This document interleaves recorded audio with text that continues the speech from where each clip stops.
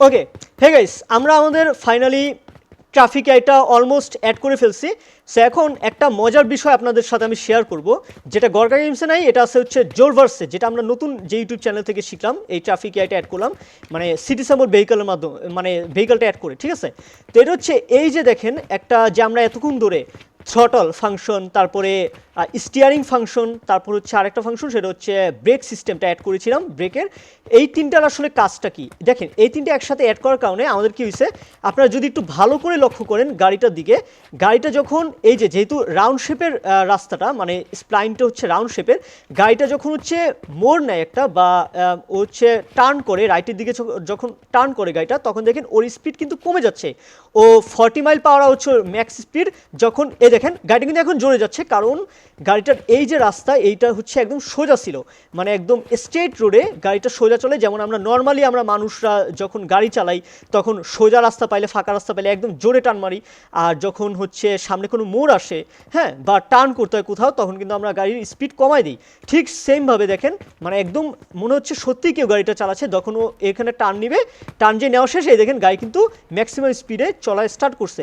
তো আমি এটা বলবো ভাই, এটা সত্যি অসাধারণ একটা, মানে এই দেখেন যখন ও আবার এখানে টার্ন নিবে তখন দেখেন ও আস্তে চলে যাচ্ছে। যখন ও আবার মানে স্ট্রেট রোড পাবে, যখন ক্লিয়ার পাবে একদম, তখন দেখেন ও কিন্তু জোরে একটা টার্ন নিবে গাড়ির, ঠিক আছে। আমরা যদি দেখি, এই যে এখন হচ্ছে সোজা রাস্তা, দেখেন ওই যে গাড়ি কিন্তু এখন খুব জোরে একটা টার্ন নিচ্ছে। তো এরকম যদি সোজা রাস্তা করে দিতাম, ও কিন্তু ম্যাক্সিমাম যে ওর মাইলেজ আমরা যেটা সেট করছি সেটা হচ্ছে 40 মাইল পার আওয়ারে কিন্তু ও চলতো। আর একদম এর জন্য হচ্ছে ব্রেক সিস্টেমটা অ্যাড করা হয়েছে একসাথে, যাতে সামনে মোড় আসলেই বা কোনো মানে যদি কোথাও টার্ন করতে হয়, গাড়ির স্পিড যেন অটোমেটিক কমে যায় এবং সেটা যেন সর্বনিম্ন 5 মাইল পার আওয়ারে যেন চলে আসে। এর জন্য হচ্ছে এটা এত বেশি রিয়েলিস্টিক, এটা এটা করা হয়েছে কারণ এটা হচ্ছে খুব রিয়েলিস্টিক লাগে। সত্যিই মনে হয় যে কেউ সত্যি গাড়ি চালাচ্ছে। আর সত্যি আমরা যত গেম খেলেছি এ পর্যন্ত, আমি যত জীবনে লাইফে গেম খেলছি ভাই, সত্যি মানে একদম যে নর্মাল আমরা যেসব গেমগুলো গাড়িগুলো দেখি, মানে আশেপাশে ট্রাফিক আইগুলো দেখি গেমের ভিতর, একদম সেগুলোর মতো এক্স্যাক্ট সেগুলোই মনে হচ্ছে যদি আশেপাশে এনভায়রনমেন্টটা আমরা চেঞ্জ করে সিটি এনভায়রনমেন্ট দিয়ে দিই। সো এর জন্য আমরা বলবো আপনারা সিটি স্যাম্পল যে প্রজেক্ট আছে ওইটা সম্পূর্ণ 98 জিবির একটা প্রজেক্ট, ওইটা ডাউনলোড করে নেন।